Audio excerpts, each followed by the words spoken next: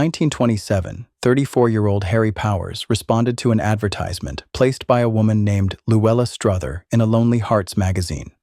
Luella lived in Clarksburg, West Virginia, where she owned a small grocery store and a farm located 7 miles away in Quiet Dell. At the time, Powers had very little money and was looking for a wealthy woman to marry, as he had little interest in working for himself. The two began corresponding through letters, and their exchanges lasted nearly a year before Harry traveled to Clarksburg to marry her. When Luella finally met him, she was shocked. Harry's self-description had greatly exaggerated his small, pudgy, pig-eyed appearance, as Time magazine would later describe him. Nevertheless, the two went ahead with the marriage and settled into a comfortable life, with Luella managing the store and Harry taking care of the farm. Following the 1929 market crash and the onset of the Great Depression, the couple faced significant financial challenges. Business at their grocery store slowed considerably, prompting Harry to seek employment elsewhere. As the new decade began, Powers began working as a traveling salesman specializing in vacuum cleaners, which was a relatively new technology at the time. During one of his many sales trips, he was reading the newspaper when he came across the Lonely Hearts section and noticed a significant number of women seeking marriage. Recognizing an opportunity, Powers quickly devised a plan to exploit these vulnerable women and began drafting his own advertisement. In it, he wrote, "Wealthy widower worth $150,000 with an income from $400 to $3,000 per month. A civil engineer and a very fine-looking man. I am an Elk and Mason and own a beautiful 10-room home completely furnished. My wife would have her own car and plenty of spending money." With that, Powers opened a post office box and sent his advertisement to the American Friendship Society using the contact information of Cornelius Orvin Pearson, P.O. Box 46, Clarksburg, West Virginia. To his amazement, the response was nothing short of overwhelming. Within just 1 week, Powers found himself inundated with letters, receiving 10 to 20 each day. As he sifted through the responses, he began corresponding with several hopeful suitors, eventually telling them exactly what they wanted to hear: a marriage proposal. At around the same time as Powers was developing his list of prospective victims, he also had a garage constructed on the Quiet Dell property.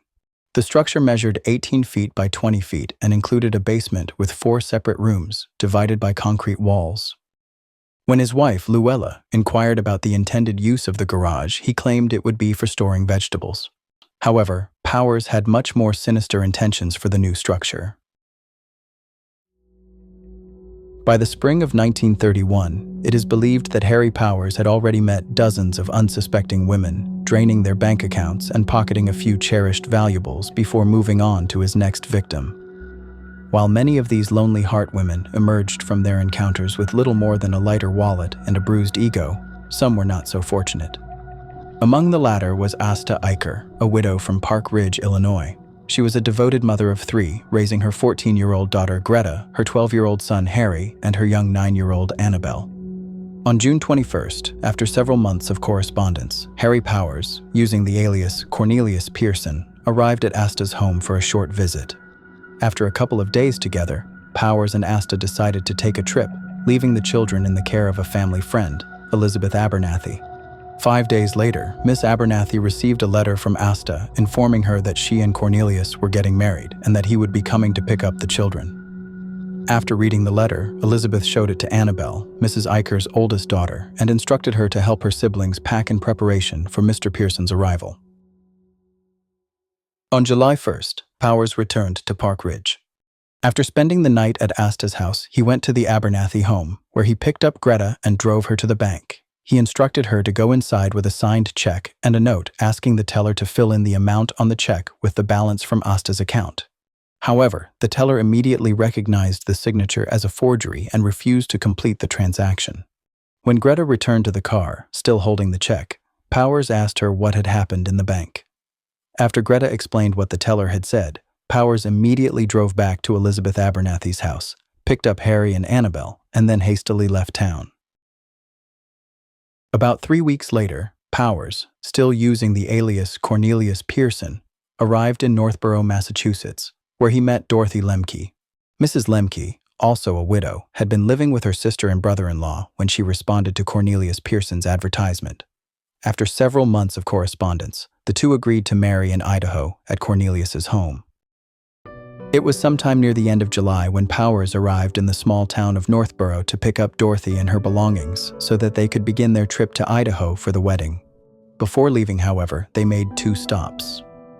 The first was at a bank, where Dorothy withdrew her entire savings of $4,000. The second stop was at a train station, where they arranged for Mrs. Lemke's belongings to be shipped to Idaho ahead of their arrival.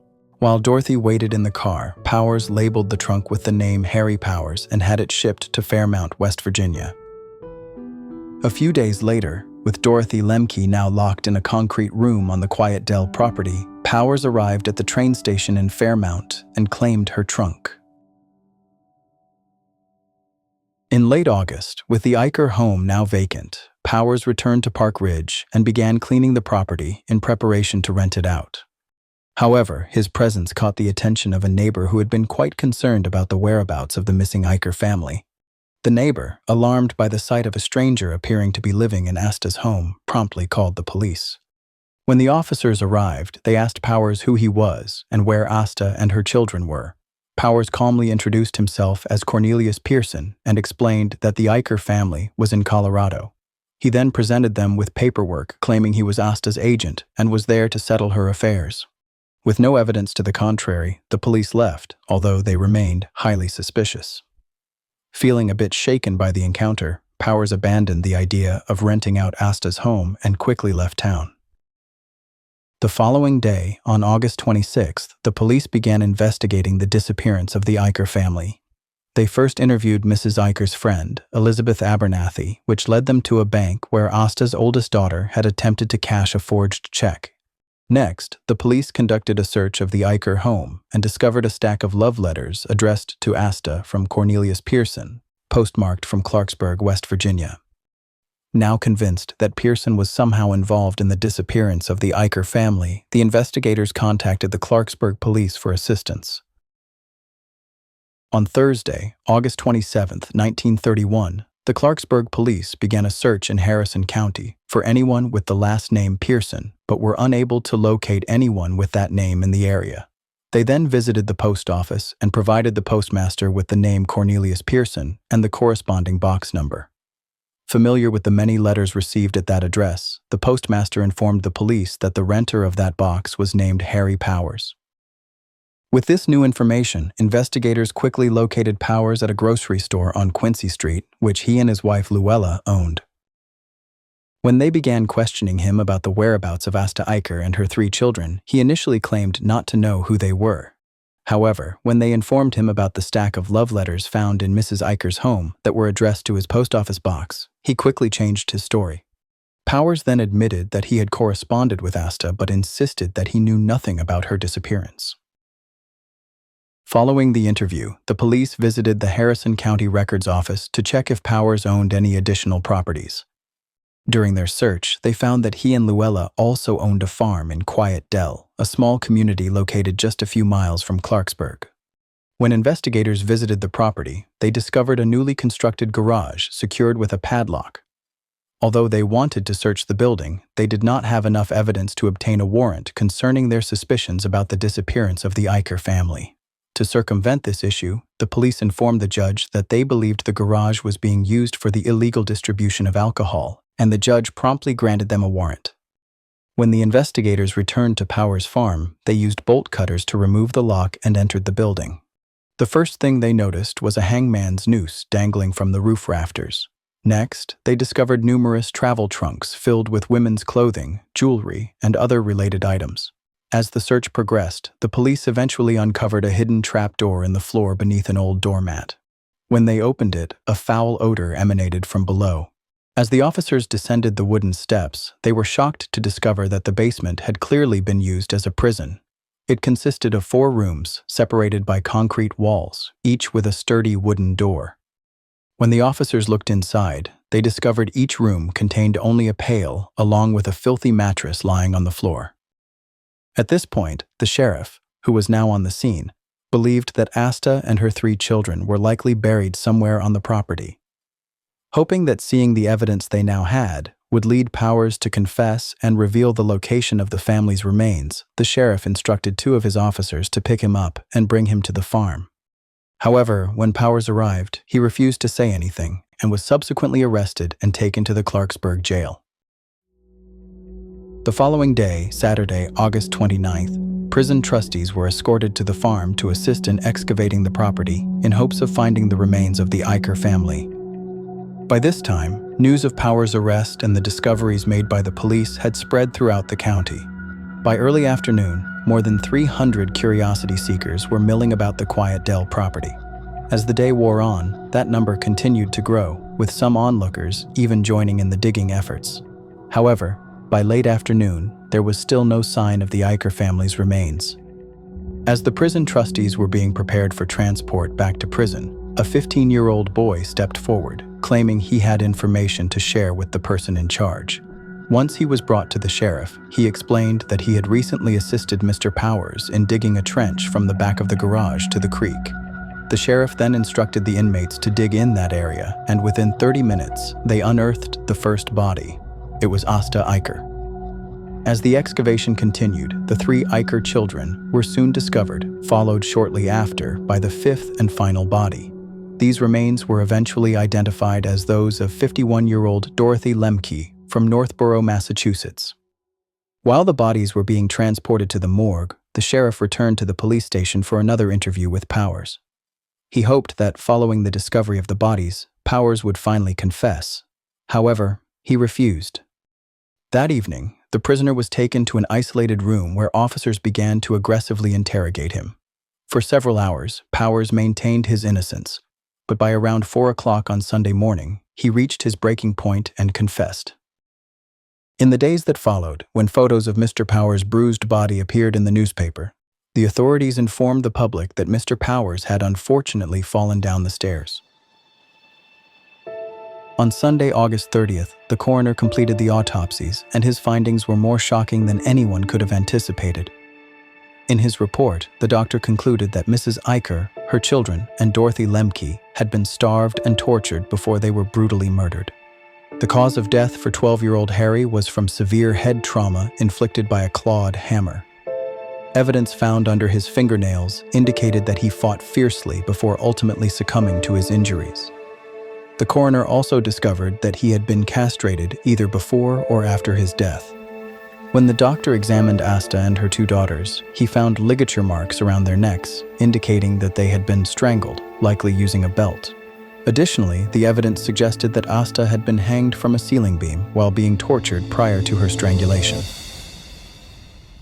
As news of the brutal murders spread throughout Harrison County and beyond, the crowd surrounding the jail where Harry Powers was held continued to grow, fueled by rising anger.